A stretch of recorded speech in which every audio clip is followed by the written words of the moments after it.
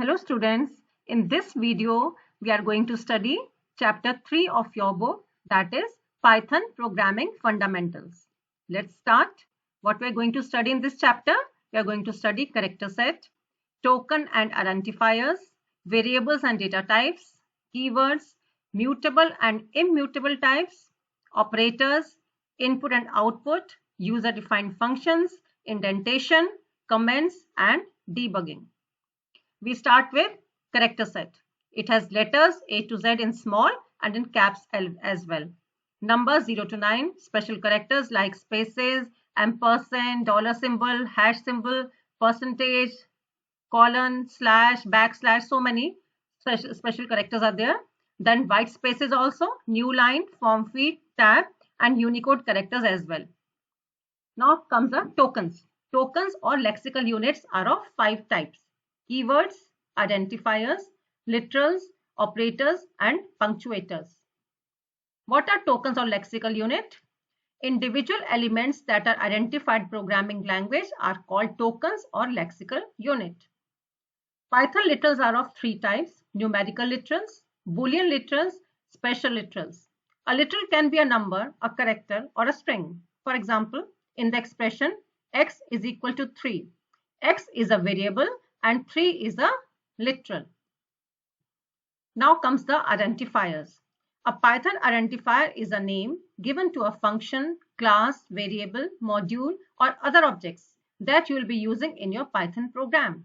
In short, it's a name appeared in the program. Now question arises, what is the difference between keyword and identifier? Keywords are predefined words that gets reserved for working programs that have special meaning and cannot get used anywhere else. Identifiers are the values used to define different programming items such as variables, integers, structures. Now Python keyword, here's a long list of keywords: import, break, continue, finally, or, is, in. So many keywords are there. I'll show you practically how you can get on your screen also. Now I am going to show you how you can see the names of the keywords or which are the keywords in Python. For that we have to import it first. Import keyword. Keyword is the library or the module. Then we have to get it printed.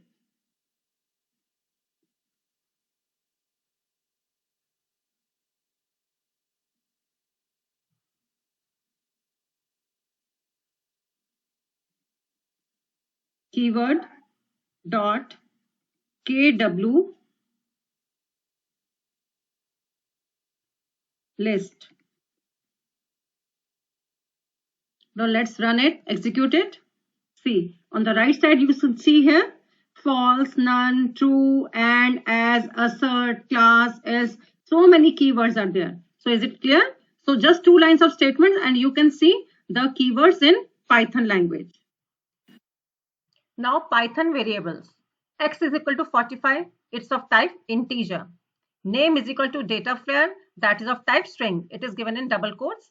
Then nums is equal to 1, 8.5, 9. This is a list. It is always given. The elements are given in the square brackets. Data types. The way variables are stored and utilized within the computer are the types. There are integer, float, string, and boolean. Example, integer 47, float 221.34, string in quotes Mr. Teacher, boolean true. It has only 2 values, true and false. Now see the examples. I is equal to 10, print type, then output is class int. If you give 1.23, then type is class float. If you give 1 plus 2j, the type is class complex. I'll show you practically also. To see how we can see the data type, the type of data we have to type here. Suppose I take I is equal to 10. Then I want to know its type, data type, print type of I. Okay, now let's run it. See here, it is showing here the output class int. It is of type class int. Suppose I change the value here. The screen is, I think, This font is very small, so I'm using Control plus to make it bigger. So see, when I gave I is equal to 10, print type I, it gave here the output as class int. Suppose I change it to 10 point, I use some decimal here, 0.23. Now let us see what will be the output. See, class is changed. Now it is float. Earlier it was int, now it is float. Suppose I again change it, I make it plus 2j. Now let us see what happens. See, now the class is complex. So students, it is very clear now how you can see the data type in Python. Now Python data types are classified into immutable and mutable. Immutable are numbers, strings and tuples, and mutable are list, set and dictionary. Now mutable versus immutable. A mutable object can be changed after it is created. It can be changed. And an immutable object can't and it can't be changed. Objects of built-in types like int, float, bool, string, tuple, Unicode are immutable. Objects of built-in types like list, set, dictionary are mutable. Now comes the operators. Operators are of three types: arithmetic, relational and assignment operators. See, arithmetic operators are of addition, subtraction, multiplication, float division, exponentiation, division and modulus. Here I have given you few examples also: x plus y addition, x minus y subtraction, x asterisk multiplication operator, slash division operator, percentage is for modulus operator, it shows the remainder, then double slash is for float division operator, then double star exponent operator, that's x, caret sign and y. Relational operators, they are greater than, less than, equal to, not equal to, greater than or equal to, less than. These operators compare the values on either sides of them and decide the relation among them. They are also called relational operators. If the values of two operands are equal, then the condition becomes true. Now augmented assignment operators, what are these? These augmented assignment is the combination in a single statement of a binary operation and an assignment statement. Assignment operators are used in Python to assign values to variables. A is equal to 5 is a simple assignment operator that assigns the value 5 on the right to the variable A on the left. Now multiple assignment. Python allows you to assign a single value to several variables A, B, C. A is equal to, B is equal to, C is equal to 1 simultaneously. A, B, C is equal to 1, 2, new one. Now input function. Value is equal to input. Please enter string. If you want to get some value from the user, then you have to use this input function. Print if you have entered value. See here, you entered Python, process finished with exit code 0. And now see few examples also. Print enter your name. Enter your name is printed. Type val instead of type string str. Print val Python 3. Value is 3 Python 3. Then input, enter the number, you enter the number 1997. Then print type of val, that is int. Print val2, it will print 1997 like this. Now I'll show you practically also. Now I will show you how you can use input function. For this, what is the syntax? You have to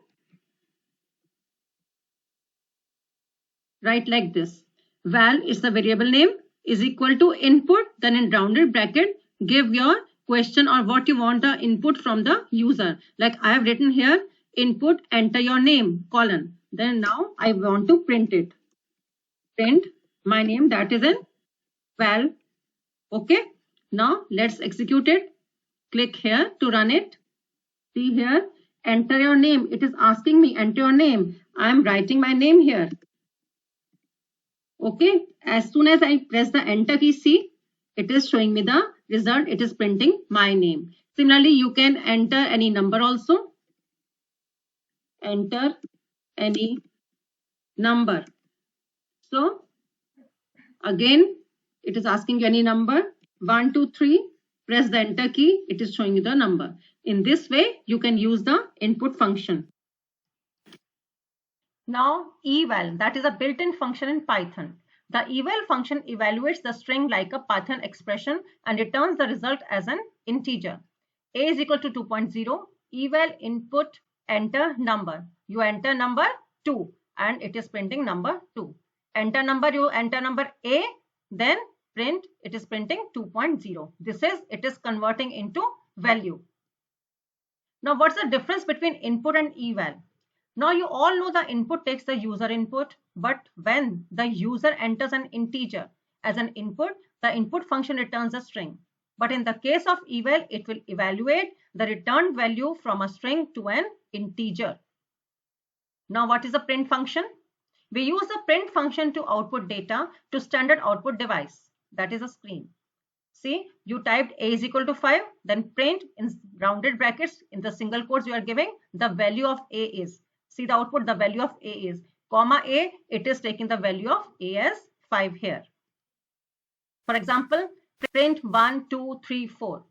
Print 1, 2, 3, 4, comma sep is equal to star. See the output? For the first line, simple 1, 2, 3, 4. For the second line, separator as star. 1 separating 2, other next value with star. Then third value again with star. It is a separator. Then third argument is end. End is equal to ampersand. See the output of the last line. See ampersand in the last of the line print statement. So I'll show you practically also. So let us see how print statement works. Okay. It has few parameters also.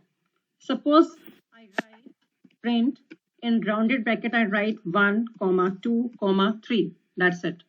I want to run it. Click here. See, it has given the output 1, 2, 3.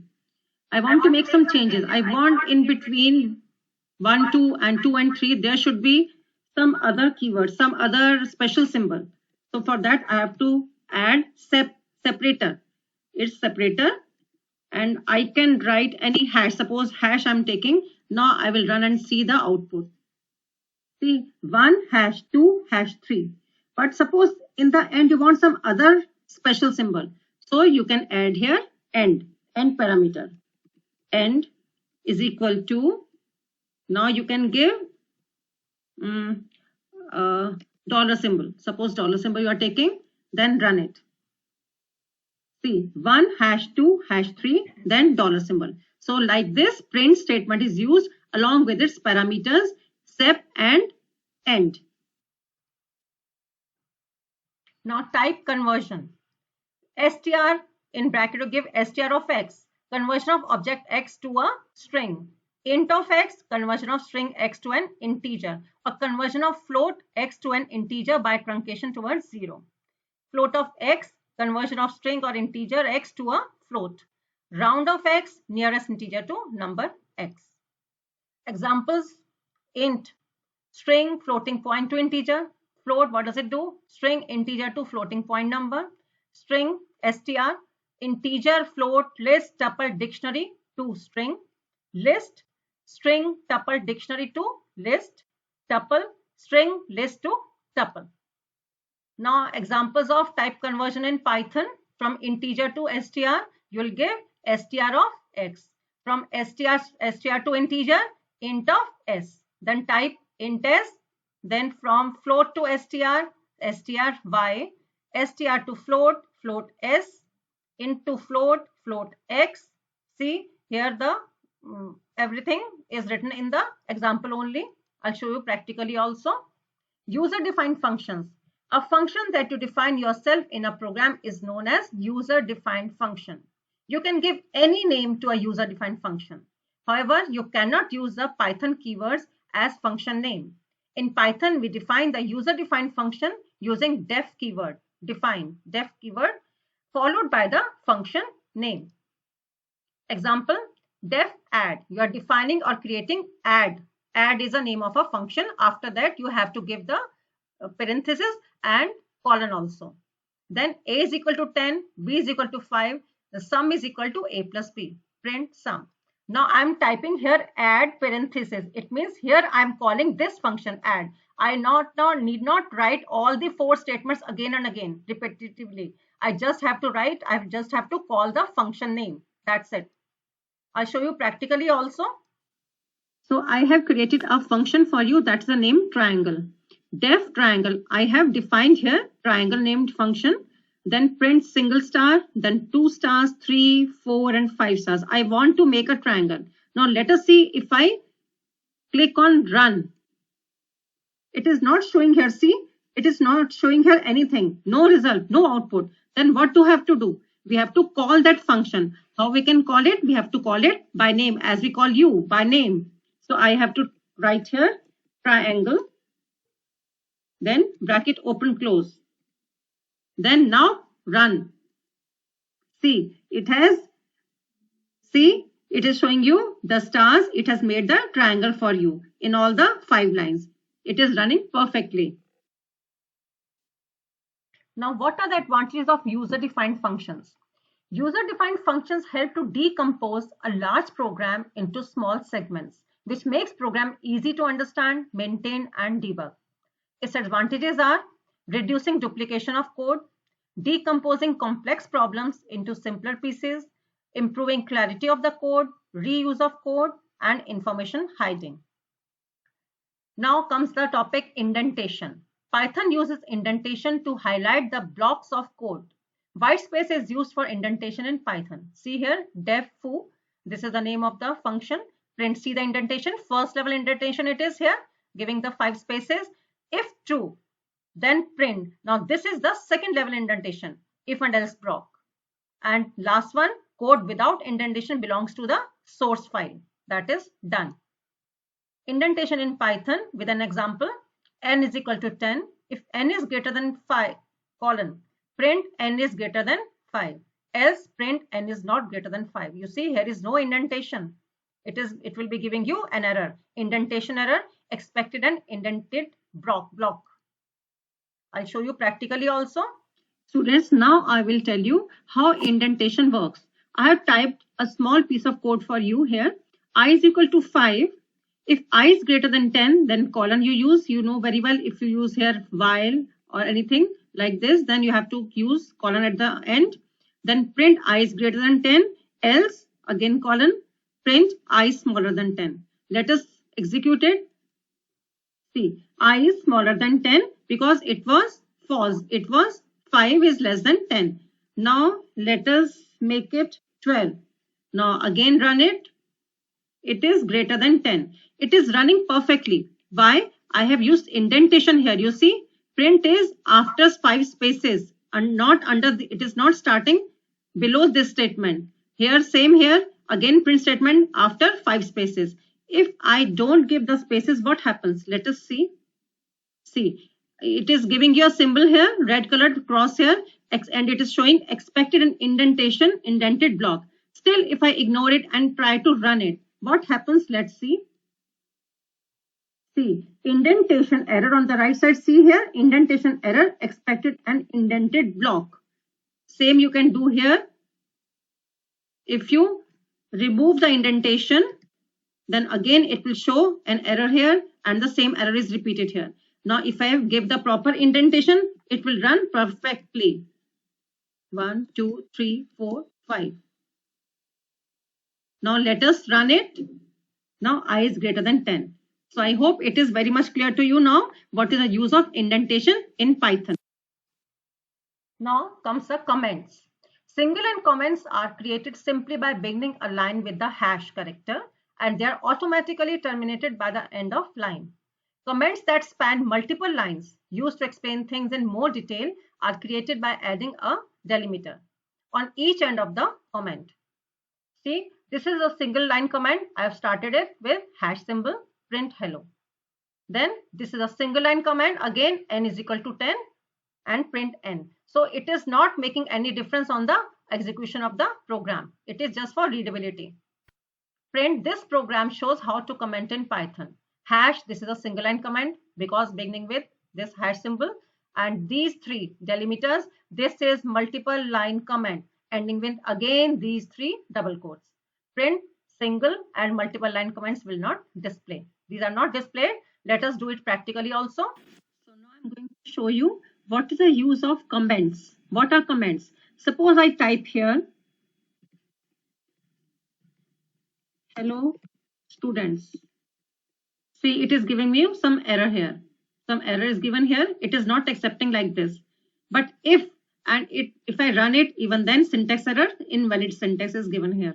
But suppose I add hash, then it is okay, fine. Now program will run perfectly. No error at all. So this is a command. It always begins with hash symbol. After that you can write anything, and a Python interpreter just ignores it. Now, there are few types of programming errors. These are of three types: syntax error, runtime error, and logic errors. Syntax error arise because the rules of the language are not followed. Runtime errors arise because the program tries to perform an operation that is impossible to carry out. Logic errors, these are the toughest errors to find out, to debug. These arise because the program does perform the way it was intended to. It does not perform the way it was intended to. Syntax error are caught by the compiler and fixed before the program is run. Very easy to find. Logical errors are detected by testing and are fixed through debugging. Runtime errors cause exceptions and may be handled at runtime.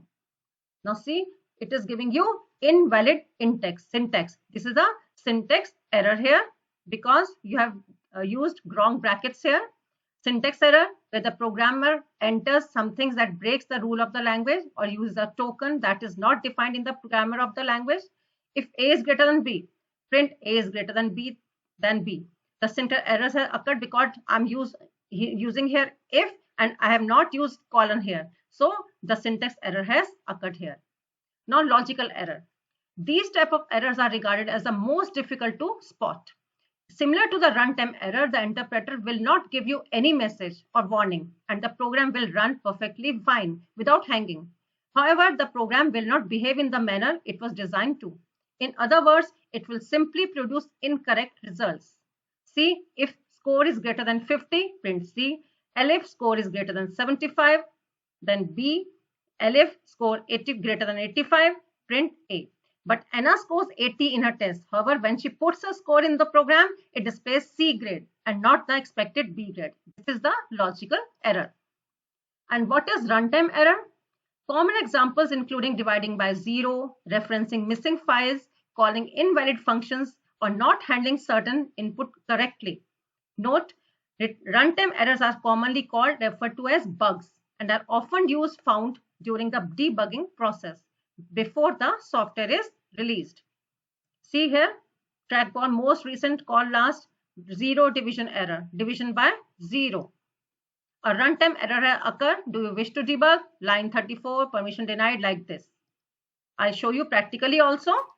Students, now I will show you the examples of all the three types of errors.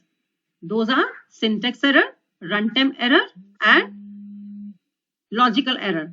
So for that, suppose I want to run this statement, print with stars. So I've selected the statement, run. Come on, it is showing you perfectly. Okay, the output is okay. But if I put here colon, then what happens? See here, it is showing you the symbol. If I ignore it and want to run it, then see what is happening.